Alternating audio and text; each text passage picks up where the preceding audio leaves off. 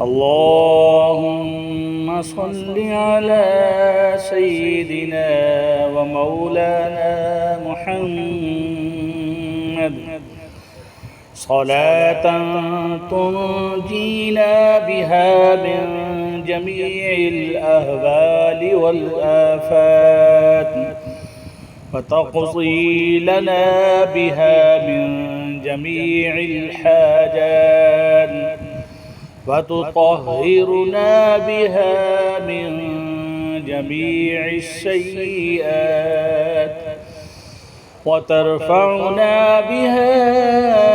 عندك أعلى الدرجات وتبلغنا بها أقصى الغايات من جميع الخيرات في الحياة وبعد الممات إنك على كل شيء قدير.